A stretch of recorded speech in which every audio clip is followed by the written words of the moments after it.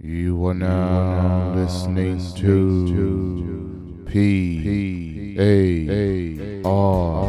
That's People Activity Radio.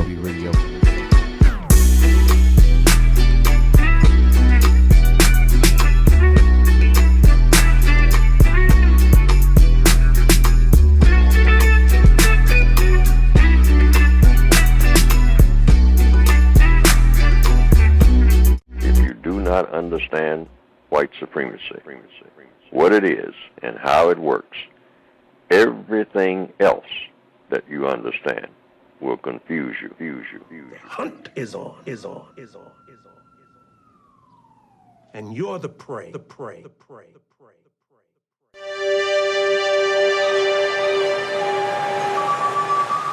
can't change the game.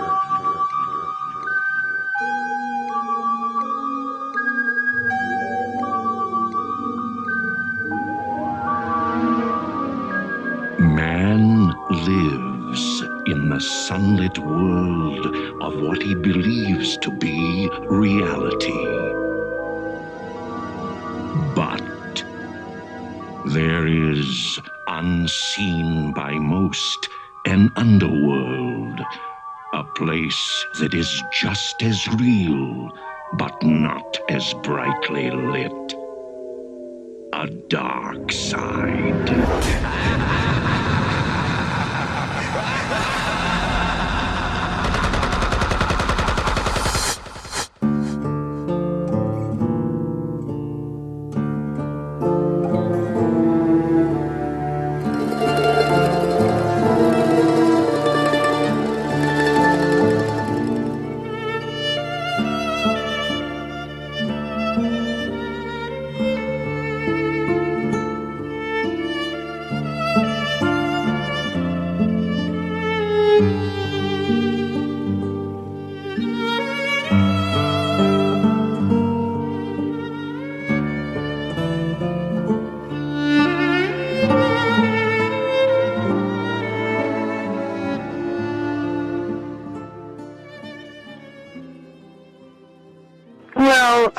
I started thinking about what does this word actually mean. I mean, if you go to a dictionary and you look up the word Semite, it will say somebody who speaks the Semitic languages, and those are the languages in the Middle East. And I started thinking, especially because I was interested in what happened in Nazi Germany. And if you read the work of Adolf Hitler, where Hitler says that he wasn't interested in the religion of the Jewish people, that he was going to kill 11 million because they were not white. And so then I started thinking, like a lot of words are given surface definitions so as to avoid the real in-depth definition. And so I said, oh, this word really comes from the Latin semi, which is half. Like the people who are in the area that is so-called the Middle East. Those are people who are mixtures of black people and white people who invaded Africa in that area from Europe, white-skinned people. And so it's a term that means the same as our term mixed race. And so no matter, for example, it's like there are black people who, because of racial mixture, look like white people. They could so-called pass for white. Many black families have people in their family who can pass for white. Some people pass and go over into the white group.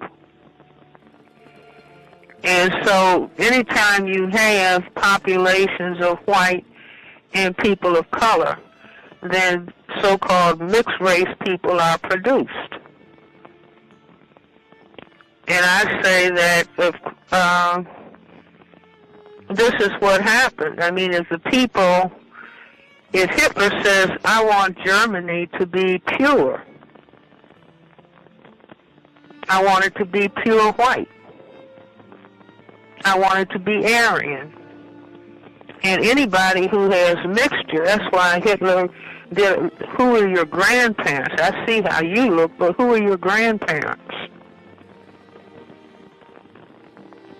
And so that's what he says in his book, Mein Kampf, that Jews are not white.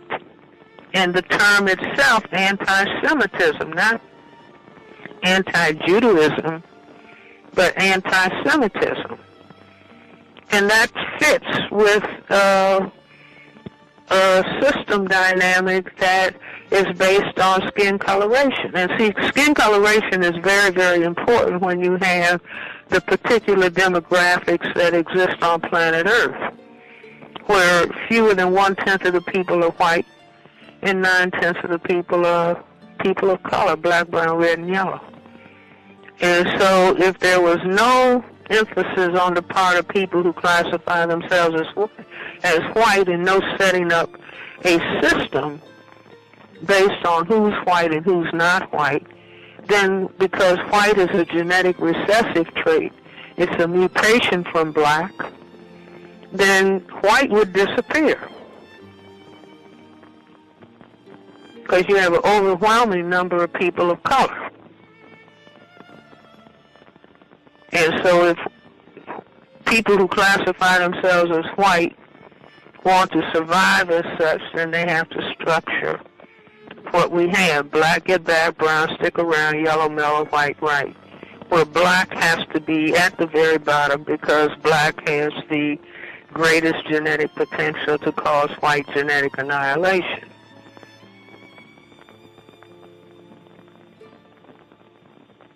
So I say this is what this word means. It would be, people used to talk about blacks, whites, and Jews. And I say what they're really saying is black, whites, and mixed race.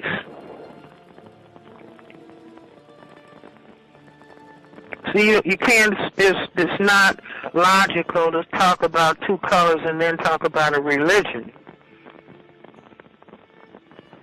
Mm-hmm. So it's black, whites, and people who are mixed race. I mean, so this is not black terminology. This is terminology that has developed within the system of racism, white supremacy. See, like here in this country, so-called, they will talk about non-Hispanic whites.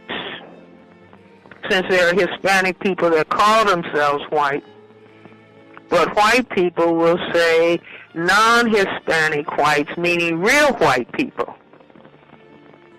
Because the people in Central America and in South America have a whole lot of color gradations that they go through.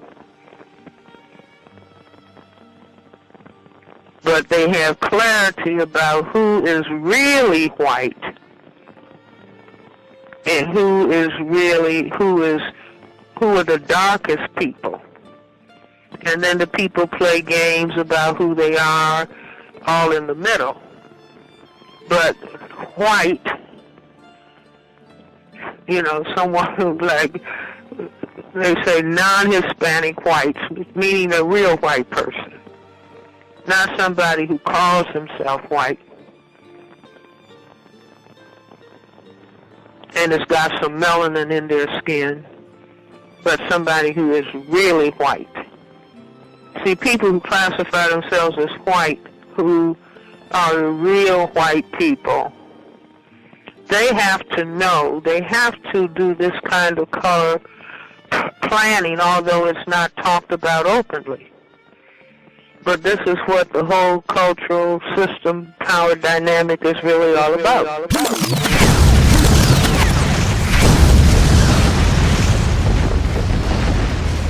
Some years ago, you were converted to Judaism. Now, what drew you to the Jewish faith? Why did you become a Jew? The feeling of justice that lies within the faith itself, within the religion. There is a great deal of justice taught in Judaism. I had been a Catholic, and I was raised in Catholicism. My mother was a Catholic, my father was a Baptist. And then I became sort of nothing for a while. And I looked around. I was really shopping for something to believe in, because see, when you're a performer, you deal in such intangibles that you need a religion to hold on to. You really do. Now, I'm speaking purely as a performer, a guy who's done this all of his life. I know nothing else except performing. Then I had my accident, and I had talked to a rabbi, and just went in. I was always doing benefits, even in those days, in the early 50s for me. For anyone who would ask, and if there was anything connected with kids, I would be there in a moment. And I did a program for a Jewish community center. And I started talking to the rabbi, and the rabbi obviously thought, well, here's a guy who's interested in finding out about another religion, not in the terms of conversion, but just for general knowledge.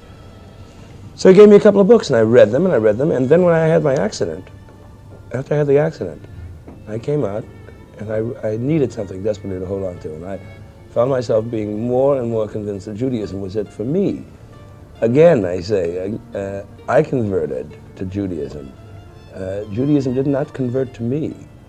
Do you feel that this has made you now a part of the Jewish history and Jewish tradition, that you've become a part of this now? Well, I think, let me put it this way, no, I could not be a part of that tradition. I can only try to steep myself in the tradition that is Judaism. I know that there is a sort of a kinship between the plight of the Negro and the plight of the Jew, the oppression, the segregation, the constant trying to survive and the trying to achieve dignity. The Negroes had the sort of cliches thrown at him racially all the time, and the Jews had it for hundreds and hundreds of years. You know, so, but there is a kinship there. There is something. It's very close. You find a Negro neighborhood, if there's 4 stores, it's owned by Jewish people. And this isn't because of the monetary situation. I think it has nothing to do with economics. I think it has something to do very much deeper, because we know that most Negro communities, particularly the ghettos, where I was born in, like in Harlem, there ain't no money there. There just ain't any. But the kids that I played around with, the white kids that I knew in the block, were either Jews, mostly, or Italians. You know, and it's a very strange thing, but you find it very true. You said you first started thinking seriously of religion when you wanted to, you were looking around for something to hang on to. Yes. Did this also give you an identity, something to identify yourself with? You were looking for an identity. I imagine psychologically you could say that, yes, but I was looking for something to believe in, really. You got to believe in something. You can't believe in applause on stage. Because tomorrow night, this business being as it is, there might not be any applause for it. So that, again, it's something that's not really there. You need something that you can say, that's definite, and that's sure, and that I believe in. And at the time, I wasn't married, and I didn't have children, so therefore I needed it all the more, being a single guy on the road and going from pillar to post, as it were. And that gets to be a little dull after a while. That has no attraction. So you need something. And to me, Judaism was and is and will remain it for me, religiously.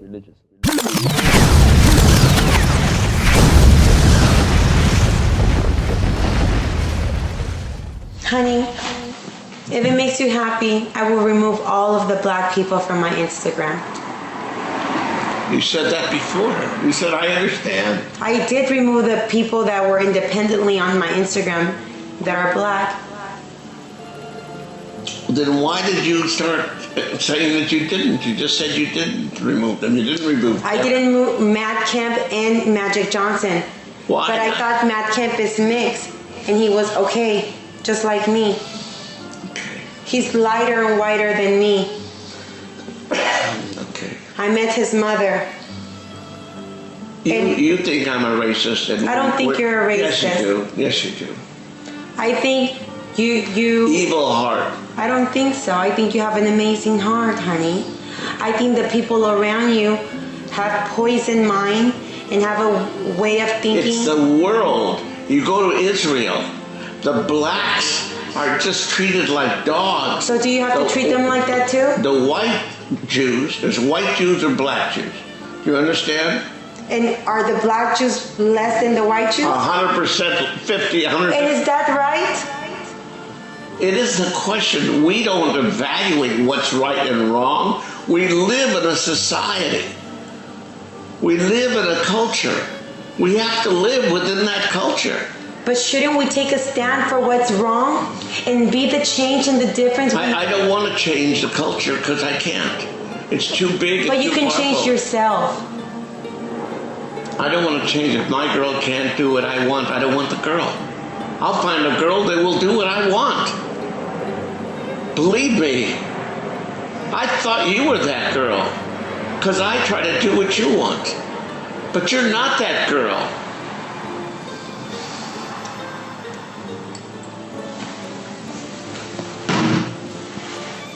There's no need to get upset. No need to get... I just see what I'm living with, what I'm dealing with. I'm sorry, I didn't do anything. You know, you never do anything and never anything wrong. But I didn't do anything. You upset me. I upset you. You made yourself upset. No, that's not true. You didn't start off by saying, honey, I understand we're living in a culture. We can't because I don't see your views. I wasn't raised the way you were raised. Well, then, if you don't feel, don't come to my games. Don't bring black people and don't come. Do you know that you have a whole team that's black that plays for you? Do I know? I support them and give them food and clothes and cars and houses. Who gives it to them? Does someone else give it to them? Do I know that I have? Who makes the game? Do I make the game or do they make the game? And there's 30 owners that created the league? I'm not going to bring any black people to the stadium. Well, is it easy to say that? It's very easy for you to say that. For you to say that? I won't say that to anyone. I would never ask anyone not to bring someone based on race or color. Okay. Or culture. It's like saying, let's just persecute and kill all of the Jews. Oh, it's the same thing, right? Well, isn't it wrong? Wasn't it wrong then with the Holocaust? And you're Jewish. You understand discrimination? You're really a mental case. The Holocaust we're comparing with racism, discrimination. No racism here. If you don't want to be walking into a basketball game with a certain person, is that racism?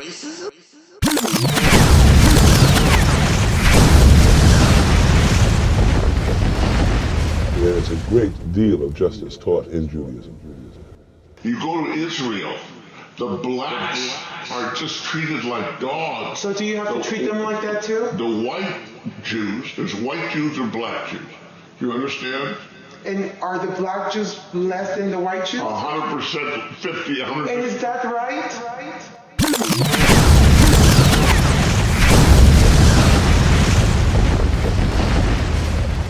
Shut up! 50 years ago, they had you upside down with a fucking fork up your ass!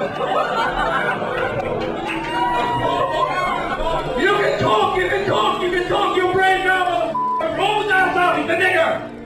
He's a nigger! He's a nigger! Oh my God. A nigger, look, there's a nigger! Ooh. All right, you see? It shocks you to see what's buried beneath your stupid motherfuckers! What was it called for? It's not called for you to hear on my ass, you cheap motherfucker! You guys have been talking and talking and talking! I don't know. You guys going What's nuts. the matter? Is it too much for you to handle? They're coming. They're gonna arrest me for calling a black man Comida. Shit. Hey, I don't think about that this time. Wait a minute, where's he going? Cracker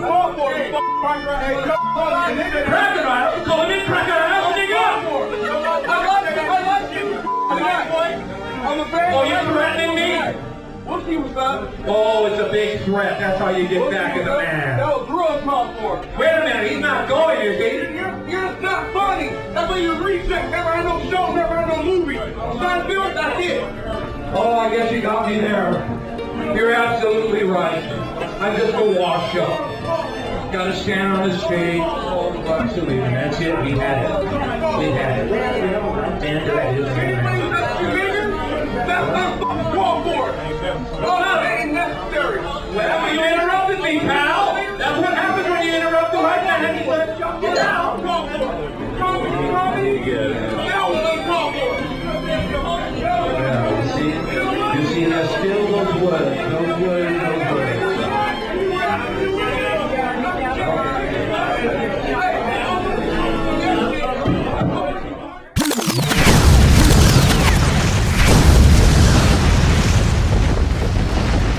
There's a great deal of justice taught in Judaism. You go to Israel, the blacks are just treated like dogs. So do you have to treat them like that too? The white Jews, there's white Jews and black Jews. You understand? And are the black Jews less than the white Jews? 100%, 50, 100%. And is that right?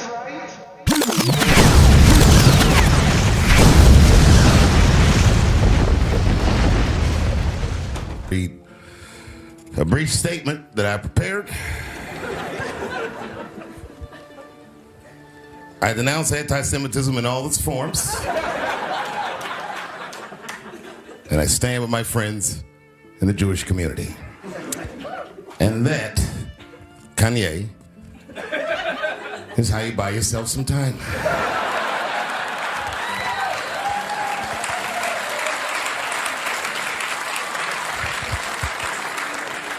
I gotta tell you guys, I've probably been doing this 35 years now. And early in my career, I learned that there are two words in the English language that you should never say together in sequence. And those words are the and Jews. I've never heard someone do good after they said that.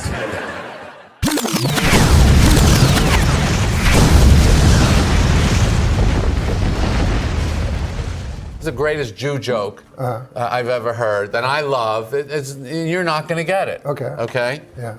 But that's the joke, is that you won't get it. He's Jewish. Are you Jewish? Yeah. Okay, then you'll get it. Oh, okay. Okay. Half Jewish. No, I'm full. Full Jewish. Full Jewish, all right. Then, but you're young, so you might not get it. Maybe. Okay, so here's the joke. Holocaust denier. Awesome. I'm not going to hold that against you.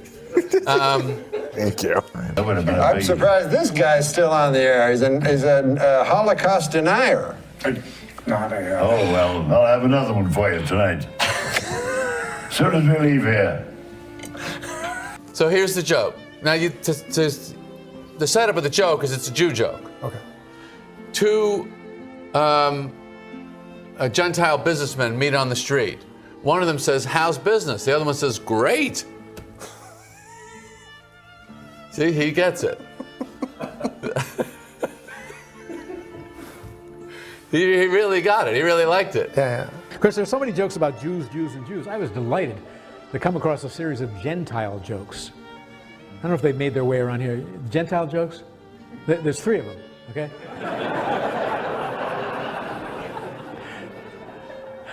A Gentile man calls his mother. He says, "Mom, I know you've been cooking my favorite food all day long. Unfortunately, something just came up, and I won't be able to make it to your house for dinner tonight." His mother says, "Okay."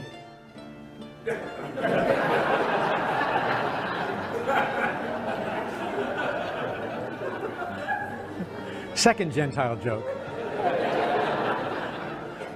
A Gentile man goes into a clothing store, says to the clerk, "That's a lovely sports jacket. How much is it?" The clerk says, $395. He says, "Fine, I'll take it."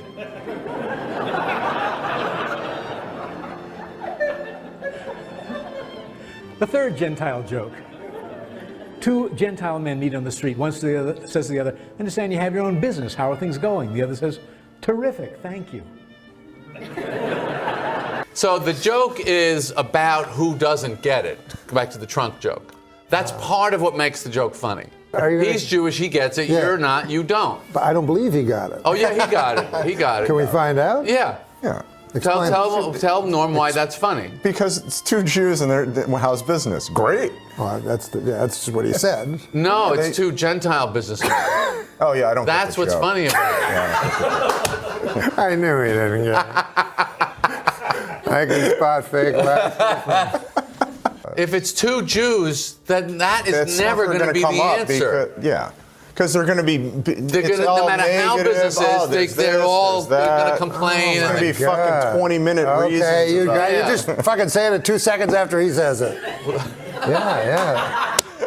Isn't that interesting? Yeah. And here do you like the joke? Yes, though? I do like it's it. It's a funny joke. I like the joke. And I understand what you mean about me not getting it adds to the joke. Yeah. How much do you make doing this? You know, zero. Don't make it stuff. Come on. You got to get something. Don't make it funny. I think these fellas do over here. Yes. No comedian shows up anywhere for nothing. Gentile. I can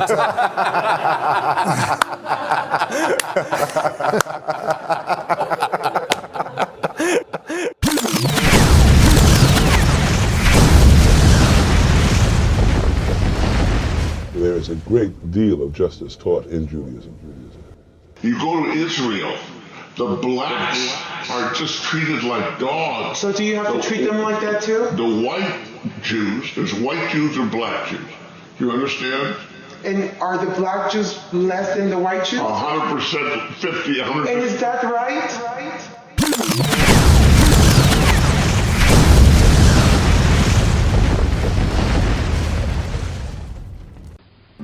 I went to hear Dr.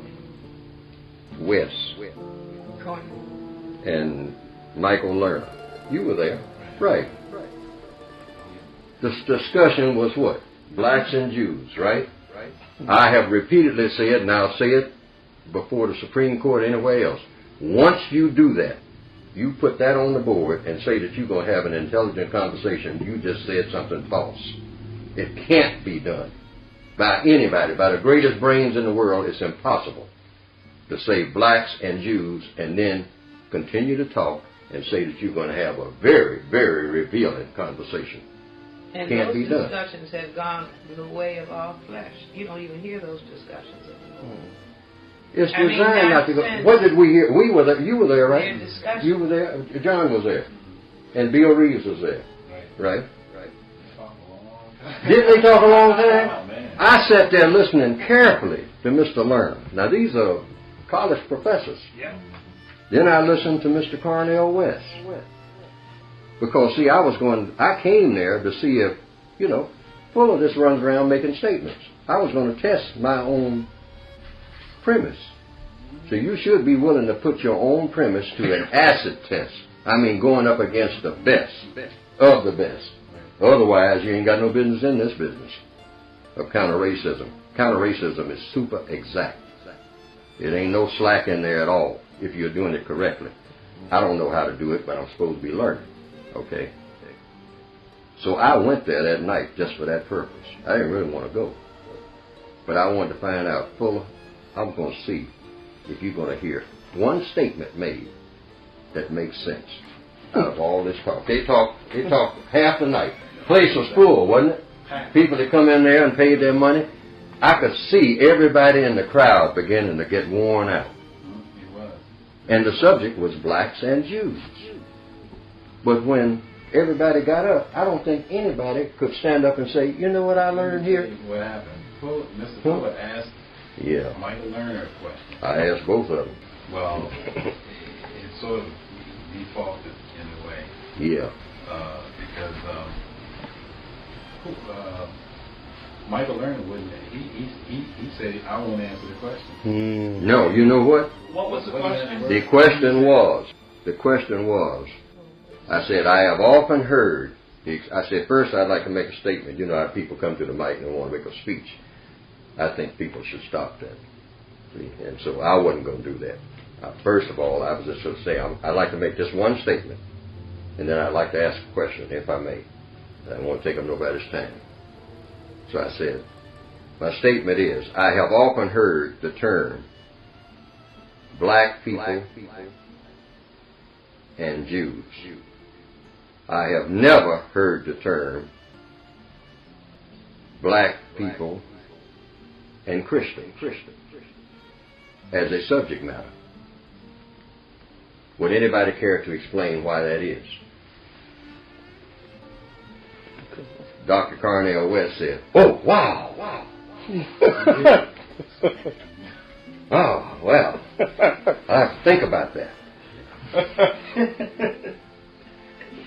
So then I looked at Dr. Lerner. I said, would you care to answer, sir? He said, I pass. Pastor. Those 2 words. Talk for hours? I said, thank you very much. And I sat down. And then I went over and told you all, I said, what happened was exactly what the code says will happen. See, you set up a scenario that can absolutely go nowhere. See, because as far as I'm concerned, it's still improving. See, it might be somebody who can prove me wrong. That might be some scholar from Oxford that can walk in here and say, Fuller, you said that it's impossible to have an intelligent conversation with that kind of title. I'm going to show you that you didn't tell the truth and you haven't been telling people the truth. And I'll just let him unwind. I haven't seen nobody yet. I haven't seen nobody yet that could do it. Because I still say it's impossible to do it.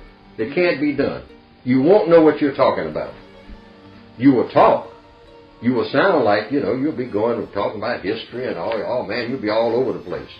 But when people get up out of their seats, they will be groggy. I'm telling you. Wasn't everybody that night? Everybody left there. And what was that about? What Mr. Fuller did not say was that after Mr. Lerner passed, Cornel West waxed eloquent for a long time, trying to deal with that. Yeah. Do you remember he talked? Yeah. But see, he hadn't even thought of it. But he's the guy making the presentation, Cornel West. He's well noted. See? Well, I would say there is a major deception, as I've always said. Right. The issue, you say black, that's a color, white, and Semite means mulatto. And instead of saying Semite, they throw in religion because the Semites of the Jewish religion in the United States after leaving Europe, they have declared they're white. The legal code for the United States says they are not white. Now, Dr. Welsing has presented this for years, and I haven't seen anybody take it. But see, the way I do it, I shortcut it by simply saying, are you white? Yeah. And I haven't had no takers for this reason. Because see, once I get into that, the reason I chose not to ever do it, because I never do it.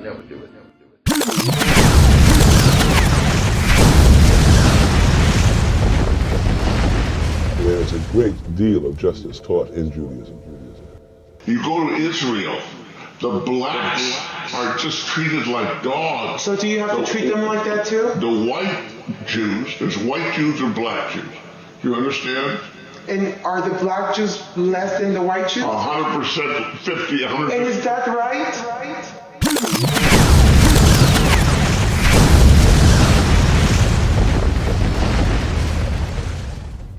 Just a note, this episode contains language that some people may find offensive.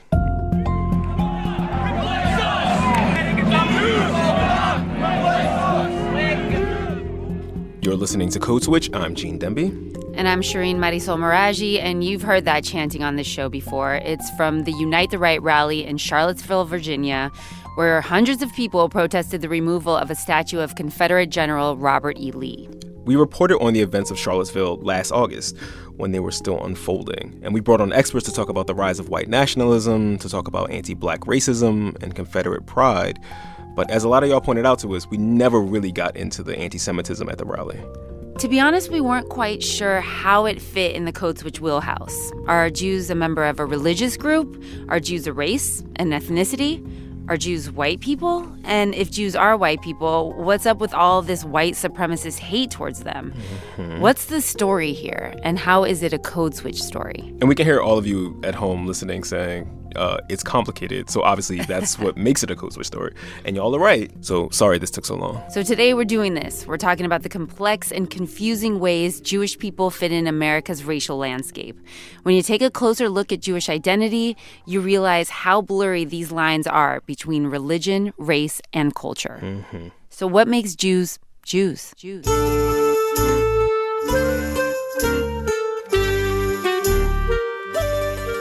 We're going to talk about history. The name Jew, it comes with all of this baggage of having for millennia been a term for not self. We're going to talk about DNA. You cannot be half pregnant, right? You're either Jews or you're not. And we're going to talk about what it means to be a Jew right now in the United States. Oh, it's been a busy time in 2016, 2017, 2018 in the world of responding to anti-Semitism. And to walk us through all of it, we're tagging in Code Switch's resident Jew, Leah Gershenfeld-Danella. Welcome to the show, Leah. Shalom, guys. Good to be here. Shalom. All right, Leah, we're going to put you on the spot. You're going to speak for all Jewish people here. No pressure. One of the reasons that we haven't really got into anti-Semitism on our show, which explores race in America, is because Judaism and Jewishness don't really neatly conform to our notions of race. Or does it? Yeah, it's really complicated. Because both within the Jewish world and outside of it, there's so much debate about what this means, what it means to be a Jew. It's never really meant one thing. So some people say Judaism is strictly a religion. Others say it's a racial or ethnic marker. There are people who think it's all three or none of those things, and just about every combination in between. And there are a lot of reasons why people have strong feelings about all of those categories. And to be honest, I do too. All right, Leah, so we're going to get into your business a little bit. Tell us about how you personally identify. Okay, so I identify as racially black and religiously Jewish. Okay. And when I was growing up, every time I told people I was Jewish, they'd be like, oh, which half? Or when people would describe me, they'd be like, Leah's half black, half Jewish. I think I'm guilty of describing you that way. I am too. That's okay. I'm used to it. So we, I guess, were thinking of Jewishness as a racial or ethnic category. Yeah, and specifically, I think a subgroup of whiteness. So I had plenty of friends growing up who had a white Christian parent and a white Jewish parent, but I never heard anyone describe them as half white, half Jewish. Right. They were just Jewish or they weren't. And that really, really bothered me. Also, Jews come in so many different races and ethnicities. This I know. Yeah, that's right. I mean, most Jews in the U.S. have Eastern European ancestry. They're called Ashkenazi Jews. But there are also Middle Eastern Jews, Ethiopian Jews, Sephardic Jews from Spain and Portugal, Indian Jews, Nigerian Jews. There are historic communities of black Jews in the United States. And then, of course, anyone of any race who is adopted into Judaism is Jewish. Anyone who converts into Judaism is Jewish. And people like me with mixed ethnic or religious backgrounds who are raised as Jews are Jews. All right, so we've answered the question, everybody. Jews are a religious group, not their own ethnicity or race. Problem solved. Well, wait. Okay. If you take a DNA test, though, it will tell you what percentage Jewish you are. So it sounds like there's at least some ethnic component to being Jewish. Some of the tests even break down like the kind of Jewish you are, whether you're Ashkenazi Jewish, whether you're European Jewish, Jewish diaspora, Yemenite Jewish. Yeah, this is true. So imagine my chagrin when after my 20-year personal crusade telling people there's no such thing as a half Jew, these DNA tests become super popular, and then suddenly everyone and their mother can say, down to a percentage point, how Jewish they are. Yes, the mother part is important. Leah, have you taken this test, the DNA test? I haven't, and I probably won't. But I have some relatives who have, and based on their results, there's a really good chance that if I took one of the DNA tests, I would get a result that says I'm, wait for it, 50% Ashkenazi Jewish. So you're half Jewish, half Jewish. Which is bluish, my nightmare. Because it feels like that's validating all the people in my life who made me feel less Jewish because I'm black. DNA is something we've talked about on Code Switch and what it can tell you and can't tell you about who you are. And for more on that, a little plug here, check out our episode, Who's Your Great-Great-Great-Great-Granddaddy? And one of the main takeaways from that episode was that DNA and identity are not the same thing. So keeping that in mind, what are these DNA tests actually measuring? Is there a real genetic component to Judaism? Okay, so I was really curious about that too, because honestly, it felt kind of bogus to me. Right. But actually, there are some legit reasons that you can identify distinct genetic patterns in certain Jewish populations. And that's because in many parts of the world, especially Europe, for thousands of years, Jews were separated from other populations. So in a lot of places, there were legal restrictions on where Jews could live, who they could marry, what roles they could serve in the larger, usually Christian societies. So Jewish communities for many generations were cordoned off, and they were intermarrying within a smaller gene pool. I spoke to Deborah Bolnick. She's a researcher at the University of Texas, Austin, and here's what she had to say. You can get these partial but incomplete correlations between identity and culture and religious belief and biology, but they're not perfect. And even though the connections aren't perfect, a lot of American Jews today are actually super into this idea of having Jewish genes.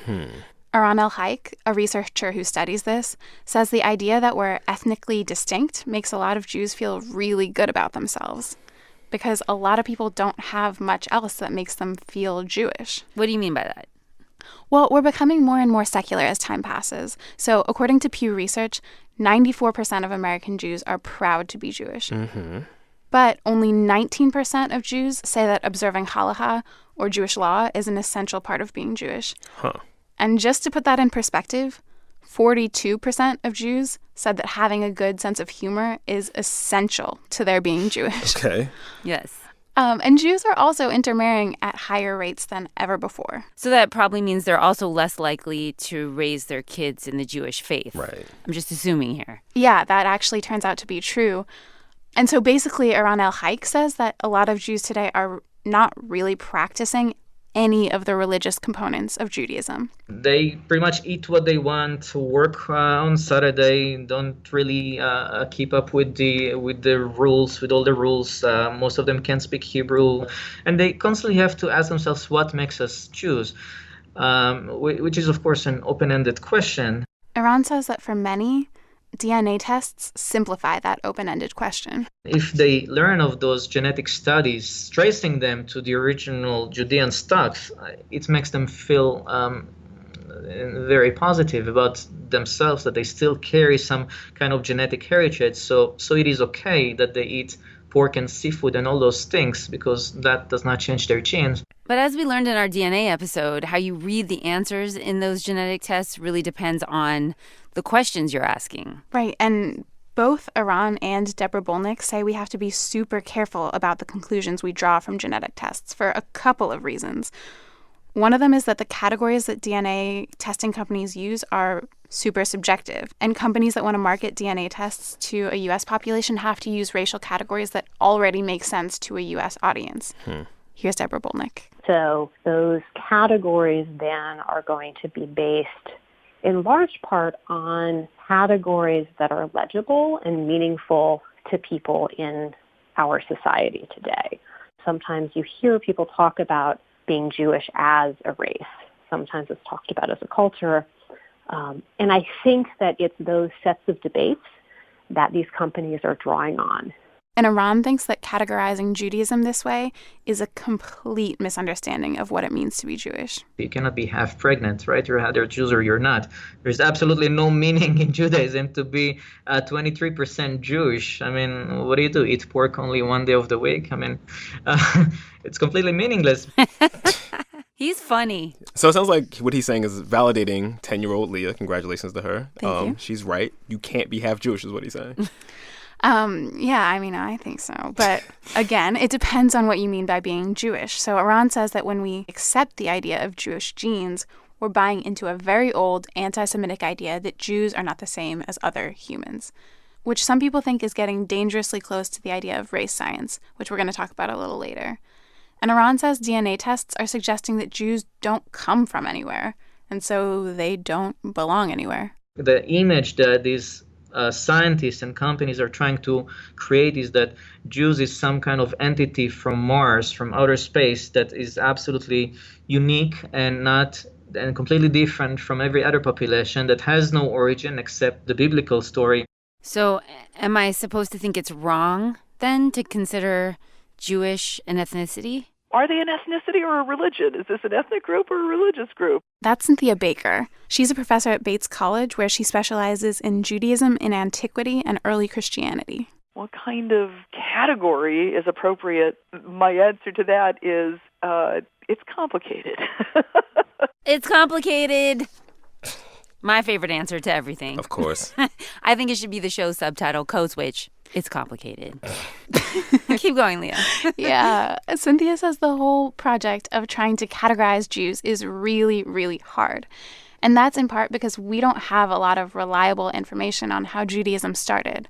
We have the biblical origin story, but we actually don't have a lot of archaeological evidence that supports that. And in fact, Cynthia says there's a lot of evidence that directly contradicts stories and timelines that we hear about in the Bible, which leads to a lot of debate. There are scholars who say it used to be an ethnicity, and now it's understood as a religion, or the word Jew signifies religion. So they look for a different word to signify what it was before you could convert into it. There are those who say it started out as an ethnicity and we should call those people Judeans. And then at some point it becomes available for people to convert into, and at that point we should call those people Jews.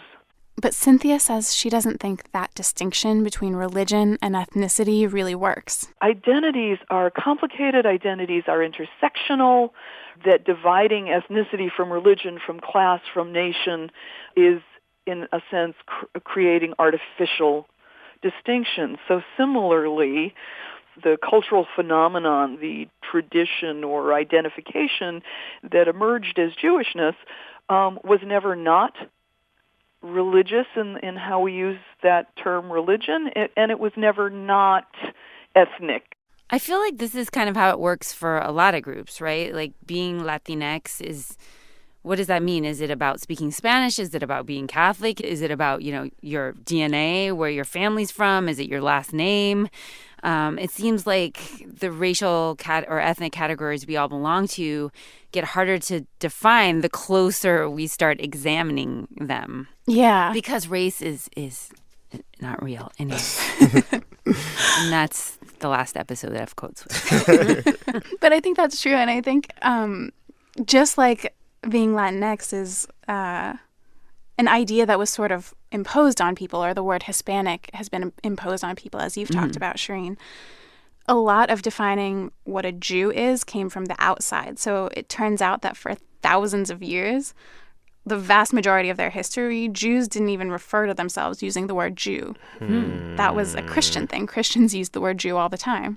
Wait. So what were, I guess, Jews calling themselves then back in the day if they weren't calling themselves Jews? Well, they called themselves B'nai Yisrael, the children of Israel, sometimes Hebrews. But the term Jew and all its connotations largely come from early Christian writings. Here's Cynthia Baker. It's so fraught with that history because primarily in Christianity, to a lesser extent in Islam, Jew has always been a term for the derogated other. So very much, the history of Christianity, we are not, the Old Testament, we know how to read it, they don't. We are the chosen, they are no longer, right? We are who we are over and against how we define them, and the them is Jew. Jew is the not self. Now remember, in the early days of Christianity, Christians weren't the ones in power. And to take it back to Sunday school, to go way back there, I remember being told that the early Christians, they were just considered this weird little offshoot sect of Judaism. Like Christians and Jews were literally the same people. Exactly. So it takes hundreds of years for Christianity to fully become its own thing, separate from Judaism. And at that point, it starts becoming more influential. So I'm going to collapse about 1,000 years of history into 15 seconds. Let's do it. Okay. We need some music for this, I feel like. So Constantine, the Roman emperor, converts to Christianity in the 4th century CE. Constantine, got it, okay. And the Roman Empire becomes Christian. And so over the course of a very short period of time, about 50 years, Jews become a sort of ostracized community. And throughout Europe's history, intense anti-Semitism comes and goes in waves. So there were the Crusades beginning in 1095, the Fourth Lateran Council in 1215, where, among other things, the Pope orders Jews and Muslims to wear special clothing to identify themselves so that a Christian wouldn't accidentally marry one. Yikes. In 1492, the Spanish Inquisition ramps up. In 1543, Martin Luther, the German who later became the father of Protestantism, he publishes a 65,000-word treatise called The Jews and Their Lies. Yikes. Yeah, and in it he urges synagogues and Jewish schools to be burned to the ground. Wow. Yeah. So then there are pogroms in Russia starting in about 1821. So for many, many years, all over Europe, where Jews lived, what jobs they had, their ability to worship freely and interact with the rest of society, all of that was restricted. So when does that change? Well, there's this period called Emancipation between about 1781 and 1923. And during this time, countries all over Europe are incrementally starting to grant equal rights to their Jewish populations. And at this point, there's a glimmer of hope that Jews will really be able to start integrating into the rest of European society and that things are changing. In fact, Jews actually start calling themselves Jews during this period. But after a century and a half of relative progress, anti-Semitism starts to bubble up again violently in the 1920s. Here's Cynthia Baker. So now Jews are, start to self-identify by this term, but it comes with all this baggage. It comes with all this fraughtness, right? And then, of course, with the rise of racialism and race science, Jew becomes, in the modern era, with this whole ancient legacy of being the devilish other, the rejected, unchosen, ungodly people. In the modern era, Jew is also now a detested race, a blight on the human race, one that needs to be exterminated in the final solution as outlined by the Nazis.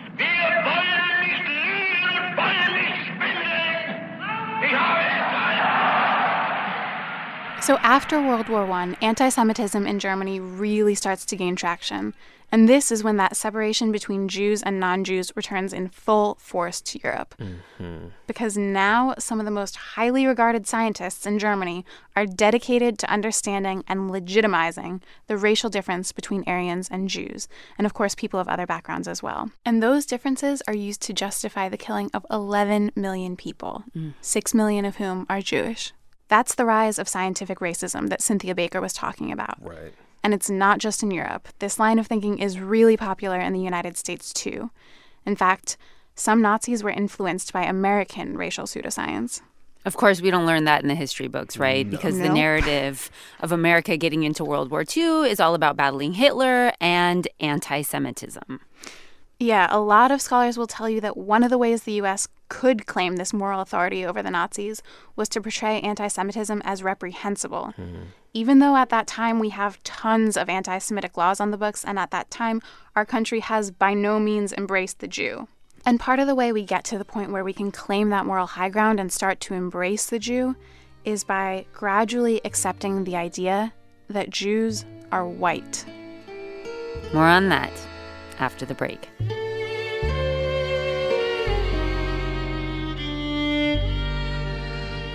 Support for this podcast and the following message come from Buried Truths, a new podcast about 3 black farmers in 1948 rural Georgia. White supremacists held power in southern states by suppressing the black vote, but these farmers decided they were going to vote, no matter what. Buried Truths tells their story of intimidation, violence, and courage. It's hosted by Pulitzer Prize winner Hank Klibanoff. You can find Buried Truths wherever you listen to your podcasts. This is Peter Sagal. When we began Wait, Wait, Don't Tell Me, we dreamed that our rude jokes would be, in the end, the appropriate way to talk about the news. And look, it happened. Listen to Wait, Wait, Don't Tell Me on the NPR One app or wherever you listen to podcasts. Shireen. Gene. Code Switch, and we're back with Leah Gershenfeld-Dinella to talk about Jews in the United States and their complicated relationship to whiteness. So let's go back in time to when American Jews weren't considered white, Leah. Okay, so between 1880 and the Immigration Act of 1924, you have this huge wave of about 2 million Jews from Eastern Europe entering the U.S. And like Italians and Greeks and Irish and Slavic people, they weren't considered white at that time the same way that a white Anglo-Saxon Protestant was white. Right. And it was those white Protestants who held a lot of institutional power in those days. And they pretty much decided who got to be white and who didn't. And to be clear, Jews didn't necessarily think of themselves as white either. So from what we know, people identified probably more with being Jewish than being white. But before the break, you said that started to change during World War II. It did. Karen Brodkin, the author of How Jews Became White, told me that as Americans started getting exposed to images from the Holocaust, so pictures and videos from concentration camps, being anti-Semitic really started to become unacceptable. And discriminating against Jews started to feel a lot more uncomfortable. This is the moral high ground thing you were talking about before. Exactly. And so there were some individual people who were still pretty anti-Jew, but institutions started becoming a lot more careful about coming across as anti-Semitic. Got it. And over time, Jews became more and more integrated into those institutions, and the country as a whole, I think, stopped distinguishing as much between Jews and non-Jews. And Greeks and Italians and Irish is not white as well. Right? Exactly, all of those groups. And in fact, a lot of Jews were leaning into that assimilation process too. Part of the way they did that was by positioning themselves as not black. So you have this long history of Jewish people in the U.S. doing blackface, for example. I'm looking at you, jazz singer.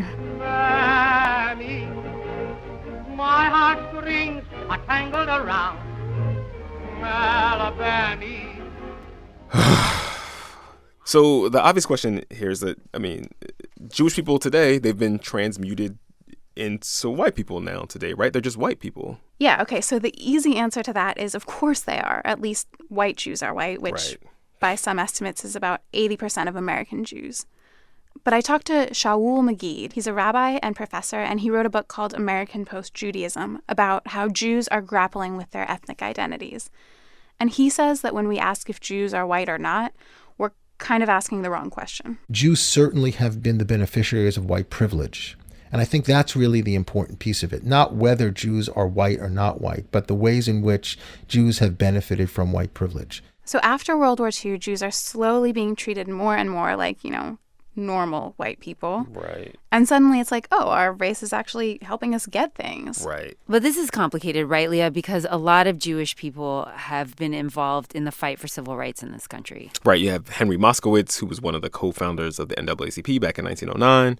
Mickey Schwerner and Andrew Goodman were killed during the Freedom Summer in 1964 while trying to register black people to vote. Yeah, and so a lot of people talk about Jews being involved in civil rights issues as being related to their own history of being discriminated against in America. They were either marginalized or they were oppressed, or even when they were emancipated, they certainly were different. They lived in Jewish neighborhoods. They socialized with other Jews. For the most part, they married other Jews. In the 1950s and the 1960s, where the Jews couldn't be a part of members of certain clubs, where there were quotas for Jews in universities, and so on and so on and so forth. But as we were just saying, they're increasingly being treated like white people and thinking of themselves as white people. Right. So they're getting access to stuff, they're getting control of stuff that people of color aren't. Right, because there are white people getting white advantages, and they have white prejudices in a lot of cases. And there's always been this tension between Jews, even the many Jewish people who have been involved in social justice, this tension between those people and people of color. I'm thinking of that 1967 James Baldwin essay in the New York Times, of all places, called Negroes Are Anti-Semitic Because They're Anti-White. Mm-hmm. Y'all should read that essay. I will. It's a lot, yeah. It's amazing.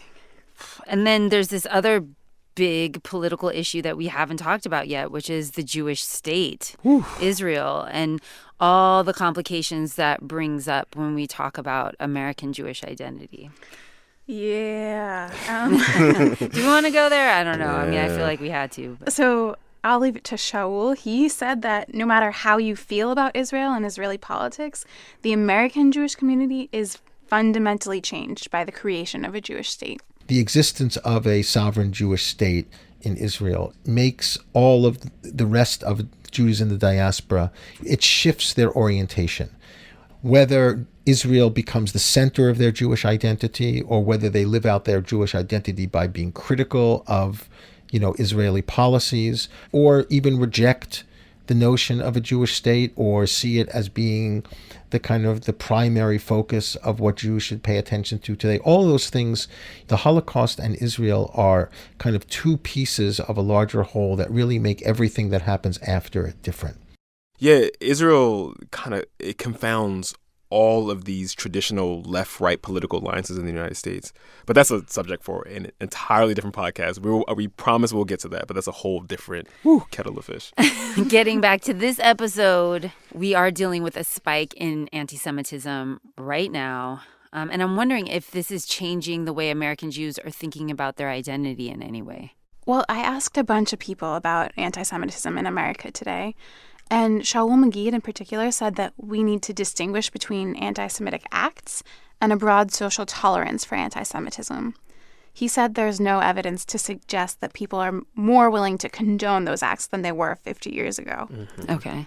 But regardless, a lot of people are freaked out and they're thinking about their Jewishness in a way they never have before. So I want to introduce you to one more person. Her name is Ilana Kaufman. She's a Black Jewish woman, and she works on issues of Jewish identity and racial justice for the Jewish Community Relations Council, the JCRC. I mean, I'll be honest. I feel like for those Jews who identify as white or who have not had to be deeply steeped in their history, particularly of coming from Eastern European backgrounds, you know, the Jewish community's enjoyed quite a bit of privilege in the last 40 years. With that has come the opportunity to not have to experience that much anti-Semitism. And in 2016, the cultural sort of expressions of rage in this country have shifted. And they have shifted in a way that includes Jews as part of marginalized peoples for the first time in recent times, meaning the last couple of years. 2017 marked the biggest jump in anti-Semitic incidents since the Anti-Defamation League started keeping a record in 1979. And the ADL says that part of that increase might be because people are reporting more incidents now. But in any case, there were almost 2,000 incidents in the U.S. last year, ranging from spray painting swastikas to sending bomb threats to desecrating Jewish graves to physical assault. And those incidents happened in every single state in the country. And a big part of that increase happened in schools, from universities down to elementary school classrooms. Here's Ilana Kaufman again. Oh, it's been a busy time in 2016, 2017, 2018 in the world of responding to anti-Semitism, anti-Zionism, Islamophobia, racism, you know, from a Jewish community context. And the expressions of anti-Semitism, I think, are different than they were pre-2016.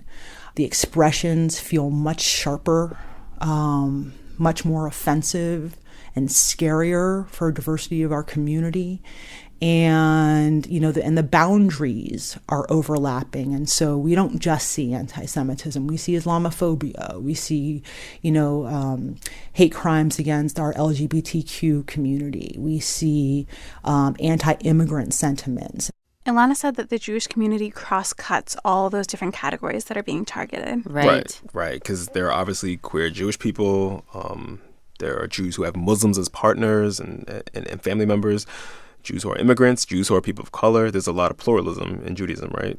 Right. And so Ilana said that one way Jewish people as a whole can kind of temper the fear of anti-Semitism is by joining in community with the groups that have spent the past few decades fighting discrimination. Ilana told me a story about a conversation she had with her rabbi about all of this right after the events of Charlottesville in August. And he was telling me how, you know, suddenly he's afraid and, you know, members of our synagogue are wondering if they should take their mezuzahs off their doorposts.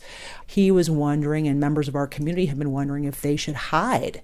And then he looked at me and he said, Ilana, wait a minute. Are you looking at me like, welcome to the party? This is what people of color have been experiencing for years and years and years? And I looked at him and I said, yeah, kind of. Welcome to our party.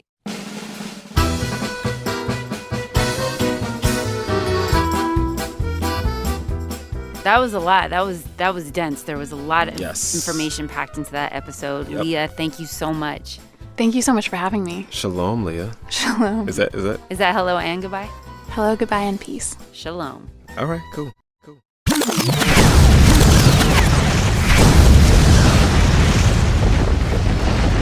There is a great deal of justice taught in Judaism. You go to Israel, the blacks are just treated like dogs. So do you have to treat them like that too? The white Jews, there's white Jews and black Jews. You understand? And are the black Jews less than the white Jews? 100%, 50, 100%. And is that right?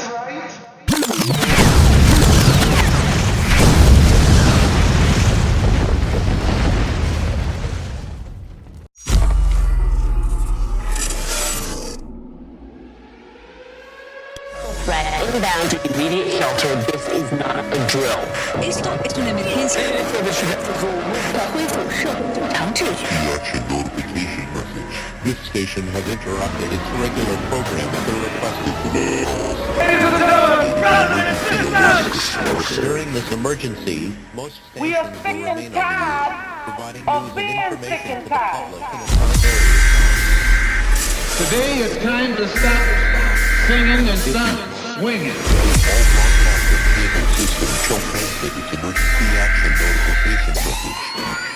We are coming to get our check. You are now listening to P.A.R.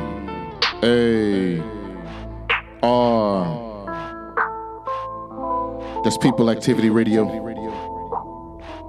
And I'm your host, JohnGHorse.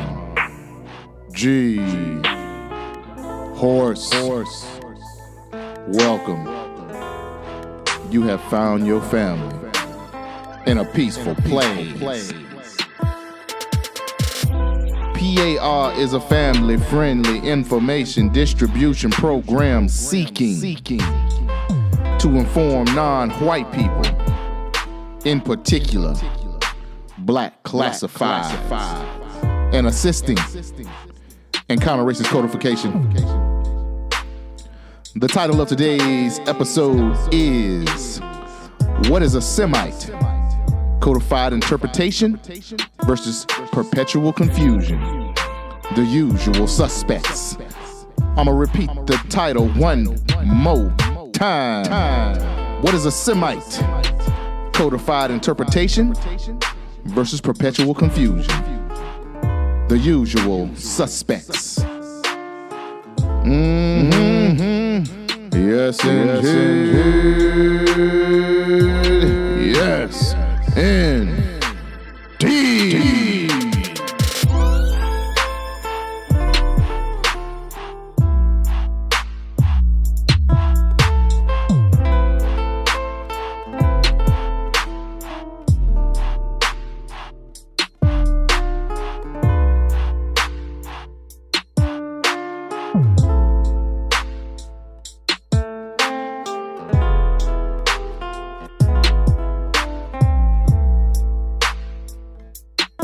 People Activity Radio can be found at peopleactivityradio.com. That's peopleactivityradio.com. On Twitter at JohnGHorse. On Instagram at j.g.horse. On our YouTube channel titled People Activity Radio. On SoundCloud channel titled People Activity Radio. Our Tumblr page titled People Activity Radio. On Spotify titled People Activity Radio. Apple Podcast, Stitcher, iHeartRadio, and all other podcast platforms. If you find this information constructive, please subscribe, like, and share. Please subscribe, like, and let's run that thing.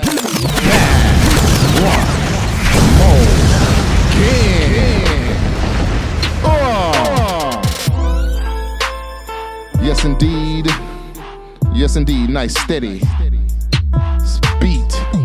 We'd like to take this time to thank all the John Henryism practitioners, hard working class, blue-collar, law-abiding citizens subject to non-white, in particular black classification, for sparing pennies, nickels, and dimes on old John G's Cash App. To all of you, much appreciated. JohnGHorse's Cash App is $JohnGHorse, capital G, capital H-O-R-S-E. Yes, indeed. Yes, indeed. Yes, indeed. Here we go once again. Seems like same old story, same old song. Racial classification, confusion. Before I get into my commentary, I will establish counter-racist codification. Language is not a race. Religious affiliation is not a race. Regional identification is not a race. Cultural heritage is not a race. There is only one race, and that is white classification or white racial classification. Neely Fuller Jr. says there are only three categories: white people, white supremacists, and non-white people. Before you get into any discussion about anybody's identification of how they choose to identify themselves as. First question is always the last question because it always ends the conversation. Do you classify yourself as white or non-white? No, I am a Semite. What is a Semite? Once they attempt to define whatever that is, and that will be an attempt, once they finish that clarification, you get right back to the original question. Okay, you're a Semite. Do you classify yourself as white, or are you subject to non-white classification? No, I am a Jew. What is a Jew?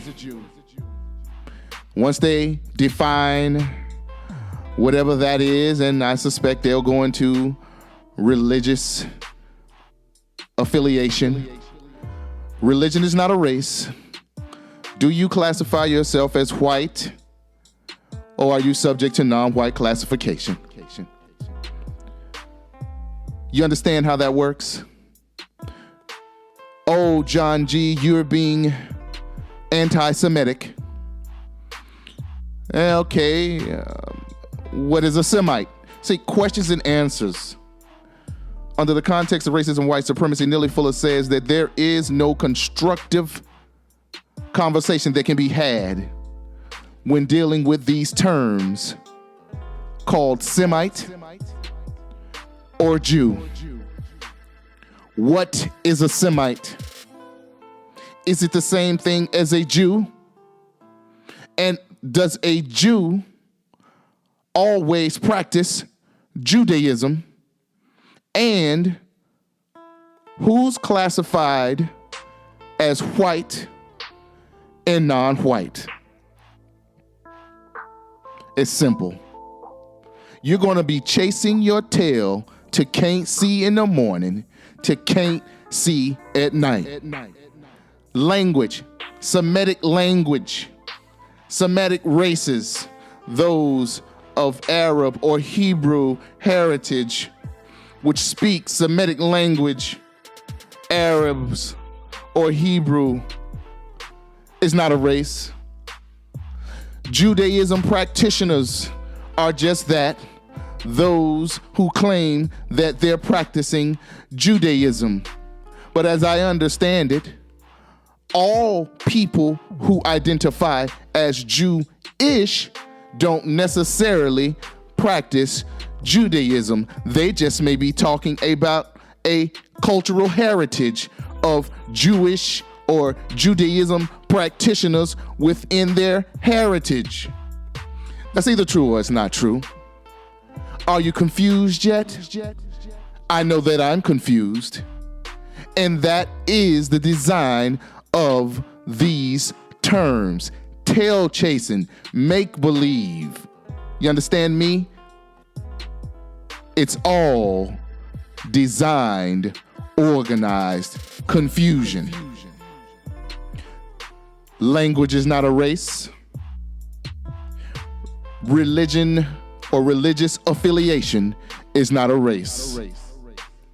There are non-white people who practice Judaism. There are white people who practice Judaism. There are people subject to black classification who practice Judaism. There are white people. There are non-white people. There are people subject to black classification that speak Hebrew Semitic languages. There are non-white people. There are white people. There are people subject to black classification that identify as Jewish. The only religion is the religion of racism, white supremacy. It trumps all. And at the end of the day, those people who classify themselves as white and identify as Judaism practitioners are just that.